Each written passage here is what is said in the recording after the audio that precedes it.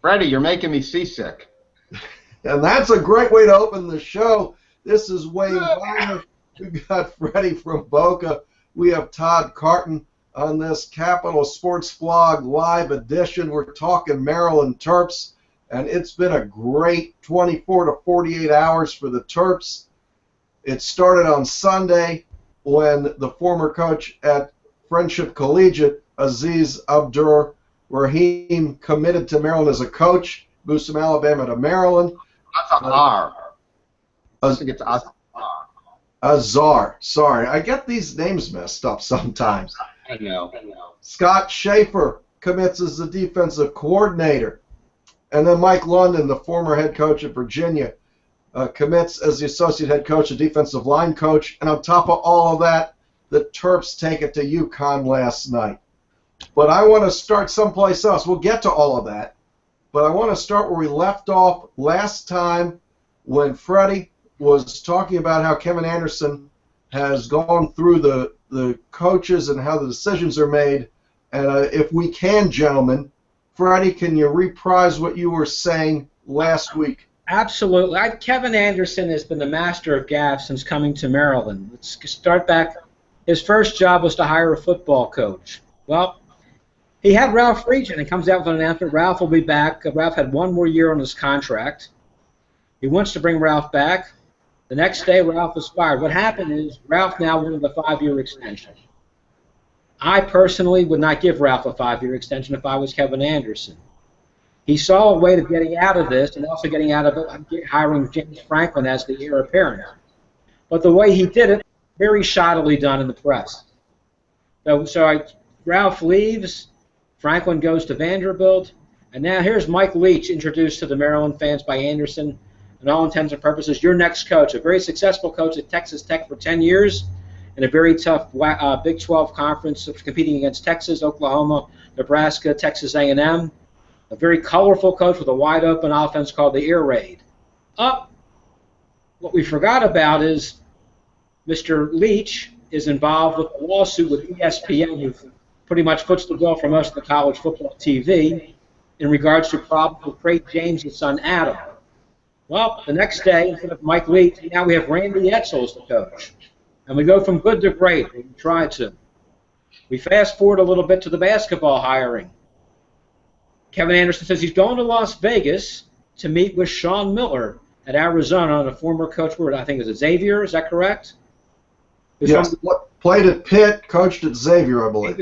Right? He goes out to Vegas and comes back and says, I never met with Sean Miller. I just slept out to Vegas and back. Sean Miller says, we met, just didn't come to an agreement. It's a kind of a strange story. Now let's fast forward a little bit more. Reports come out a week that Randy Edsall is going to be fired after the Ohio State game. Everybody picks up on the story, and what happens is Edsall waits 8 hours before Anderson makes a phone call, leaving Randy hanging in the wind, which got, according to national publications, Kevin Plank, the #1 donor from Maryland, a little bit upset. Nationally, people talk. It's a fraternity with college coaches and athletic directors, and Kevin Anderson does not have the greatest reputation because people don't want to work for a guy like this. This is one of the reasons I think possibly the better named coaches that were available, and quite a few were available, didn't come to come to interview with Maryland. Nonetheless, I think we have a really good pick in DJ Durkins. I just prefer for Kevin Anderson to stay away from the media and let somebody else handle the press conferences. All right, Todd, you were ready to jump in last week. You ready to go now? Yeah, I'm always ready to go at Freddy a little bit. What I'm thinking, yeah, there he goes, Freddy. What I'm thinking about, first of all, Ralph forced Anderson's hand. We can't rewrite that history. And for Anderson to have come out and said, yeah, Ralph's my guy, and then he fires him, every AD, every GM says that, and that's always the worst signal to me if I'm a coach, that, I have the full support of my GM, because that means I'm out the door as soon as he can get me out the door. The bit with Leach, you got to remember, It wasn't. Anderson never really introduced Leach. There were lots of rumors that Leach was on campus, and he probably was, but it was the Board of Regents that pulled the rug out from Anderson. I think I agree. Leach was Anderson's guy and all along. So again, I'm not absolving him completely in this situation. So Todd, in your telling the story, Anderson probably had a deal with Mike Leach, and when he took it up the ladder, they said no. I think that's probably what happened. And again, in the internet age, these rumors are going to fly. I think that, I just try to, when you talk about, and people do talk, but he's made some good hires. Turgeon turned out to be, I think, a pretty good hire. We can get into that. I know that you're not the biggest Turgeon fan, Freddy. John Sheff in baseball has been a pretty good hire. Very good hire. Non-revenue, he's done very, very well. Turgeon, I just think that it's not a good hire or a bad hire as of yet. A little wait, still we're going to wait and see. We're going to hold out on Turgeon a little bit. I got you on that one. But when you talk about coaches, top-level coaches not coming in here and talking to Anderson, Virginia this week hired Bronco Mendenhall from BYU. Is that correct? That's correct. He had been okay. Virginia is paying him $1 million a year more than Maryland is paying DJ Durkin. And do you know why that is? That's because Virginia has a $93 million a year athletic department budget, and Maryland's is about $73 million a year. So, I try to envision Anderson trying to get these big guys in here and saying, well, we can pay you a boatload of money because Kevin Plank's going to roll up with the Plank ATM, and they say, well, but so can Virginia. They can pay me more, and Miami can pay me more, and there's all kinds of places that can pay me more. Excuse me. I'm going to kill that. And he says, well, we're going to have this great new facility, which Durkin has promoted a little bit in some of his interviews, but truth is, we don't have the facility yet. And Maryland has the worst facility in the Big Ten right now. We have a smaller facility than Northwestern since they opened up their new facility. I agree there. We have a great stadium. Well, we have a great stadium. It's a hole in the ground with uncomfortable seats. Right. So all of that being true, and I know that football is the front porch university, and so far we haven't done that great a job on getting this football program where we want it. Somewhere down the line, Freddy's going to bring up the other coaches. We all know that we have another friend who loves the women's soccer coach. He loves the field hockey coach. I don't know about the women's soccer coach. I know that Todd loves the volleyball coach. You brought up some of the other coaches. Sasha Sorosky doing a great job. Turgeon doing well enough right now. And the only one that really hasn't come through is football. Unfortunately, that's where all the money is, and that's how we're judged. So if we were judged on field hockey and soccer, like Debbie Yao wanted to do it, we're on top of the world with that stuff. One of the interesting things about Maryland's football program, and I picked this up off of a Chicago-based website that did an investigation of the Big Ten finances, is that Maryland, I think, is the only school in the Big Ten who's in 2013/14 whose basketball program actually netted more money than its football program to the university. Not by much. They were both around $6 million, but basketball actually had a slight edge. Oh. And I think that partly drove the move to the Big Ten, is that we're looking to get to where you're talking about, Wayne. Which is having our own $80 or $90 million come in. Yeah, football needs to be the big driver. Well, right now with the new Cole Fieldhouse facility coming in to play maybe in about 3 years, it's a big sign that Maryland wants to take the step to be a major player in college football. When you put $150 million into a facility, which would have been a great, well, the idea of extending Edsel for 3 years was a bridge to maintain continuity. So by the time the new Cole would be ready, Edsel's contract would have been waning down. Now you have the sales tool to go out and find a really good coach who can use that great sales tool that he's been sold on as a recruiting tool. So in the meantime, I think we have a pretty good a guy I think has great potential in Durkins. Smart move bringing in 2 former head coaches. So because DJ doesn't have the head coaching experience, he can rely on these guys to help him, go through rough waters and decisions that coaches have to, things that come up where the experience of being a head coach really helps. One other hire that Maryland made, and hopefully Todd can get the name right for me, is the strength and conditioning coach that Maryland hired away from SEC school Mississippi State. And one of the things that fans who really watched the games and did all the up close and the details said Maryland's strength and conditioning program under Edsel was one of the reasons they had so many injuries that just weren't competing as well. So hopefully we get the strength and conditioning program going. In fact, because Maryland went a different way with that, they took down all the records and all the Iron Terp stuff that used to be on the walls of the best bench presses, the best deadlifts. All that came down because we went in a different direction. Hopefully we'll go back to traditional football strength and conditioning under DJ Durkin. I'll tell you the importance of conditioning. If you go back when Jerry Claiborne first came to Maryland, there was no team in the ACC really working religiously on weights. Claiborne put the Terps on weights. Maryland dominated the ACC for about 3 years, never losing a conference game, primarily because come the fourth quarter, the Terps were in much better condition. And because of Jerry Claiborne, other ACC teams started now going to the weights, which now obviously is a major staple for any program. It is. I have a softball one for Todd. Why does DJ Durkin remind you of Steve Aird, and who in the heck is Steve Aird? Well, I like the segue there, Wayne. First of all, DJ Durkin reminds me of Steve Aird because, one, they're basically the same age. They're both in their around 37.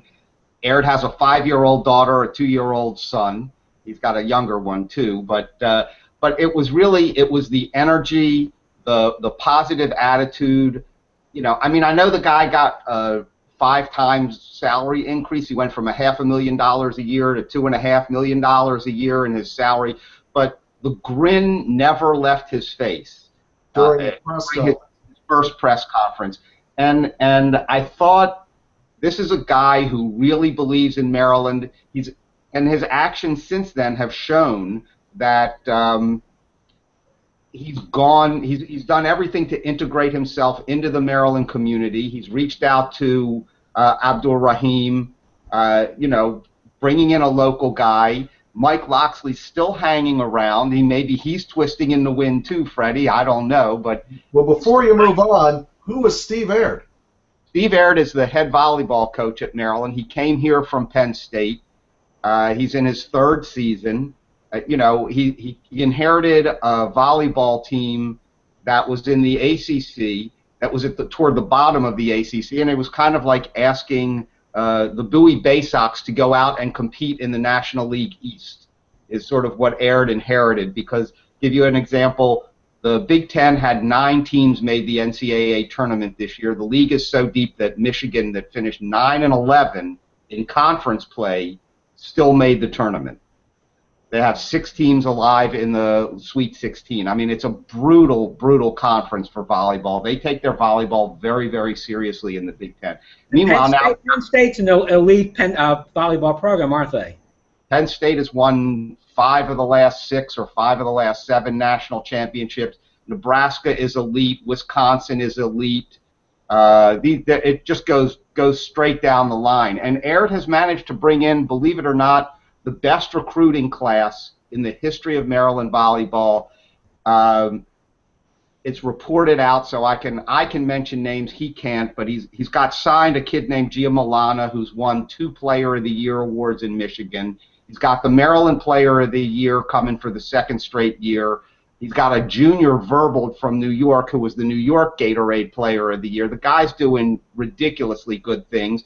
He's built the attendance at volleyball from 300 people the year before he came to over 1,300 average per match this year, and they're not winning yet. So, and Durkin strikes me as that kind of guy, and he just generates excitement. He's the kind of guy you immediately want to, run through a wall for. And Aird's exactly the same. And we've had coaches who we want to run through the wall to get away from them, so I can see that we're going in the right direction here. Freddie, you brought up that you're really interested in what Maryland's going to call Byrd Stadium, now that apparently we're not going to call it Byrd Stadium anymore.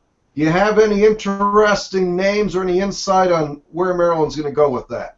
Well, I have an interesting name that I think would attract tremendous amount of visibility and attention. Muppets Field. I love it, Freddy. Jim Henson, University of Maryland graduate. The Muppets are internationally successful act, so to speak. Franchise, yeah. I mean, I heard Dr. Lowe say Maryland Stadium. It's like vanilla at the dairy. It's good, but so they got to do something a little bit better. I've heard Big Bird. Right. You can have the Big Bird band section. You can have the Kermit Club, and it'd be on Miss Piggy Park. You got it all. The Miss Piggy pulled pork sandwiches. Yeah, either that or I was thinking if in the interim, if they didn't want to honor a Maryland graduate in that way, I was thinking that maybe they could call it Your Name Here Stadium until they get somebody to pony up the money to buy the naming rights. Or the Thank Goodness Randy Etzel's Been Fired Stadium. Absolutely. Okay. I was hoping for real they could work out something with Google, because there's some Maryland grads there. But if that fails, I'm all for the Capital One field at Bank of America Park at Wells Fargo parking area. Just put every bank name you can on it. You won't offend anybody. Google's in a little bit of trouble right now, so if they're for sale, a lot of their parts are for sale. So I don't know if Mr. Yang would want to get involved, and I'm sure Kevin Plank doesn't want to put Under Armour's name on the hole in the ground with the bad seats and bad sightline stadium, which is another possible name. By the way, just to throw this out at folks, just came across the ticker. The 4 new coaching hires are now official. Press release came out of College Park within the last 10 minutes or so. Right. So we're talking about London Schaefer, Court, and Abdul Rahim. They were all on memorandum. I don't know how you get hired on memorandum. I guess it has to go through a legal process before it becomes final. Yeah. Todd, do you have any thoughts on the offensive side of the ball? And then we'll do basketball, and that'll probably wrap up our Capital Sports Blog Live. I'm Wayne Viener. That was Todd Carton. You have Freddy from Boca. So, Todd, what do you think on the offensive side of the ball for DJ Durkin and the Maryland staff?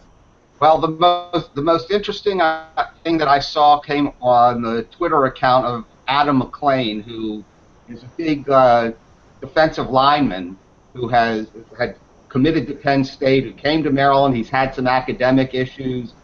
He's still pretty loyal to Maryland, and he tweeted out something that hinted that somehow Maryland is going to steal the offensive coordinator at the University of Alabama, Lane Kiffin.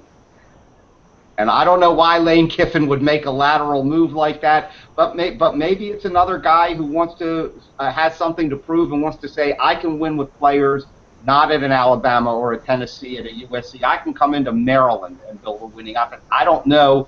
It's a great rumor. It would be a blow me out of the water hire. It would. Freddie, do you think because we have a defensive guy, you're going to see a ground and pound offense? Or do you think Kevin Anderson might find a way to make good on that promise of having an exciting offense? I think even look at Michigan's. You have most teams in college football put the ball in the air. The game because of the rules. It's far more wide open. I'm happy with a balanced attack. I don't think we're going to see 3 yards in a cloud of dust anymore from other than Navy and maybe Georgia State. So I anticipate to have probably a pro-style offense if Haskins comes or whomever they bring in as a quarterback, gear the offense to his strengths. I don't want to see what happened with Danny O'Brien and Edsel when he brought in an offensive coach and the guy wants to run a spread and Danny O'Brien's a drop-back quarterback. And that was Gary Crowton from LSU. I don't know if we're going to go to a spread offense or a pro-style, but I think they'll be they'll be putting the ball in the air quite a bit.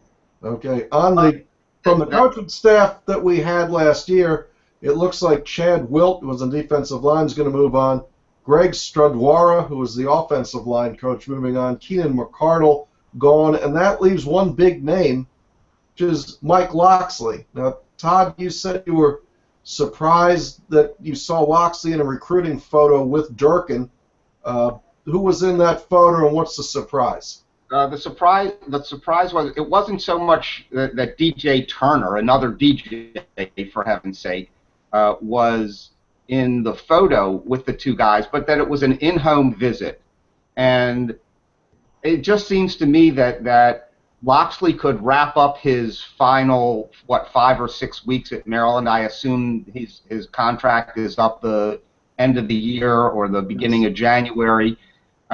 In a professional way, but that actually going out and going back into a potential recruit for an in-home at this point seems to me that maybe he's going a step farther, and maybe some of these reports that we're hearing about Locksley going away. Durkin gave an interview on 106.7 this morning. He was pretty non-committal about what was going to happen with Locksley. So maybe it's not a done deal that he's gone yet. I don't know. I thought it was a little interesting. Well, we're not going to use information that people say don't share, but you and I, probably Freddy and some others, know there's a source out there that keeps saying he is absolutely, unequivocally gone, being Locksley. He doesn't want to be the offensive coordinator.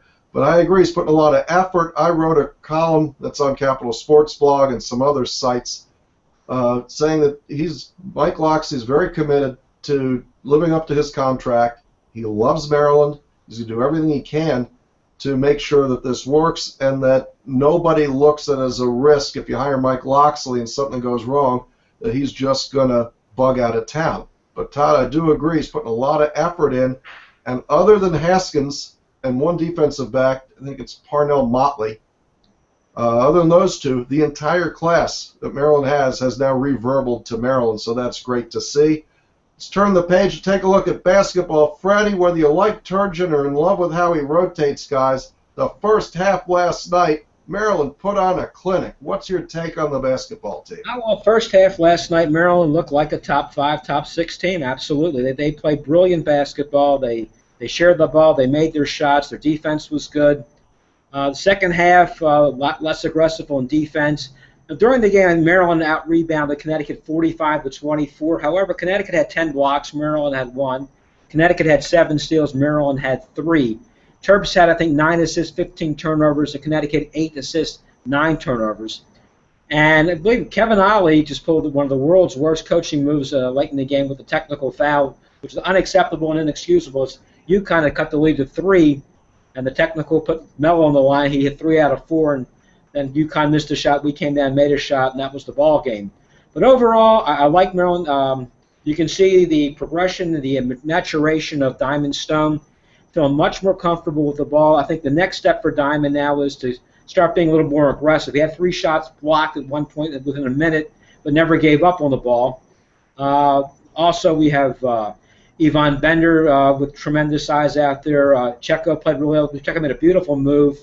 We had a ball like blocked, picked it up, made a left-handed shot off the board. Best play of the game last night. Mello drove, dished it off to Robert Carter in the lane, who promptly dished it to Dodd on the baseline for the dunk. It was great interior passing by Maryland.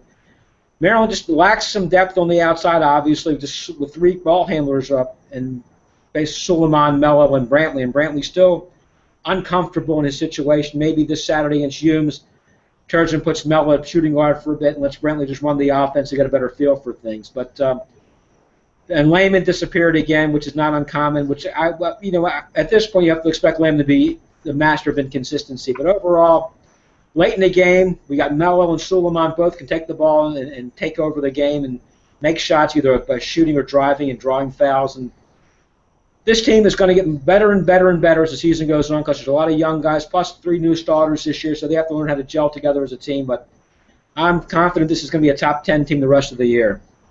So I'm just curious. You talked about some maturation from Diamond Stone, Freddie.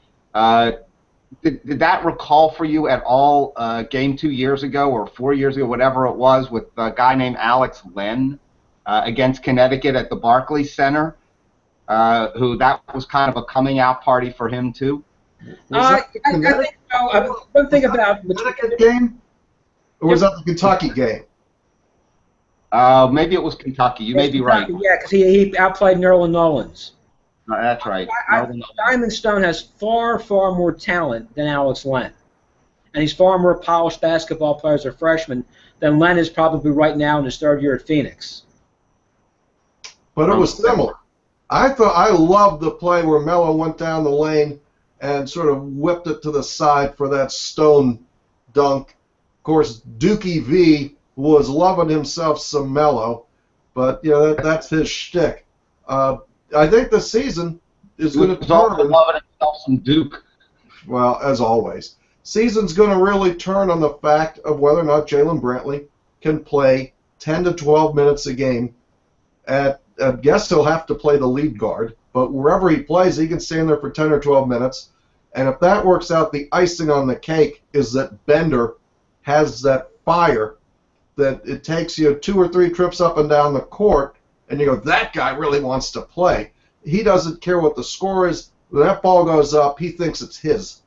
And that fire, that's what gets you over these humps and gets you out of these droughts. So I'm looking for a lot more minutes from Bender, but I think at some point, and it might be against the UMES Hawks, it's 4 o'clock on Saturday, you might have to put Jalen Brantley out there and just say, dude, you're going to stay on the court tonight for 25 or 30 minutes so we can work you in because you have to be comfortable once Big Ten play starts. Is that too crazy to actually do that, Freddie? Oh, no. This is almost like an exhibition game. This is the Little Sisters of the Poor coming in. UMS is coming in for a check, and we're in for just an easy game. I guess finals will be coming up for the kids after this game, and they'll be off for a week. Now, he's got to play. He's got to start feeling more comfortable and gain some self-confidence, and maybe the players around him have to show that they have confidence in him. Because the only other ball players, Suleiman and Melo, are the only other ball handlers on the team. There's nobody. I mean, Mickens can't handle the ball. Lehman can't handle the ball. So, he's got to play. And I'm watching Turgeon kind of do some of the similar things in terms of subbing Melo this year that he did last year. He takes him out maybe with 8.5 minutes to go, sits him down, gets him that 2 or 3 minutes of game time plus the media timeout, and then back in he comes. I think he played 34, 36 minutes again last night. And just the way Melo attacks the basket, he can't do that for over the course of a Big Ten season. But he did it last year, and it worked all the way till he got kicked in the head by DeMonte Dodd, I believe it was, against West Virginia. And you have to remember, these are 18 and 19-year-old kids and not playing 3 nights and 4 days and hitting jets 4 in the morning, 5 in the morning, going to another town like the NBA. And they play ball night and day in the summertime. So it's a physical game. Melo, you can see he's good. He's in good shape. He's not a skinny kid. He's got some muscle on him. I think he'll be fine. But they definitely need a blow here and there, and that's where Brantley has to gain some self-confidence in this game and he's got to step it up a little bit, and hopefully he will, because we need that, like you said, Wayne, 10, 12 minutes to give him or Suleiman a break. Yeah, and in last night's game, the only line on the stat sheet that Brantley filled was minutes played with 6. Everything else is zeros straight across. Well, that's valuable. The other night against St. Francis of Pennsylvania, he scored his first 2, then he came back and hit a 3. He can shoot, he just doesn't. I'll go with whichever one you said. He just, right now, still looks uncomfortable. Hopefully Maryland can get him by. So that's about our half hour here for the Capital Sports Blog Live Whip Around Maryland. Any final words tonight, Freddie? Just basketball team looks good. Football team, a big upswing. Nice hires by Durkin, bringing in London, bringing in Schaefer, bringing in the former coach from Friendship. And my gut feeling, I think Loxley's going to be here next year. Todd? Oh, I like that. I like the sound of that, Freddie. No, basically, I'll just tell you that I'll look forward to seeing you guys at Capital One Field at Muppet Stadium next fall. I can't top that one. So I'm just really happy that we got some great recruiters on the football side. I'm looking forward to seeing Howard at Muppet Park on September 3rd when this season kicks off. My hope has been renewed. Hey, and by the way, happy 99th birthday to Kirk Douglas. I'm Spartacus. Oh, Lord. I still haven't finished I'm watching. Spartacus. I'm Spartacus. I am not Spartacus. I still have to finish watching the Frank Sinatra 100th birthday show that was on CBS. Still haven't watched that. This is Wayne Viener. Spartacus is played by Freddy from Boca. Nice. Number 2 is played by Todd from College Park. Thanks for watching the Capital Sports Blog live edition. We'll be back next week, but we'll figure out if that was the worst punt return in the history of football by Deshaun Jackson. But by next week, nobody will care. Thanks, and have a good evening.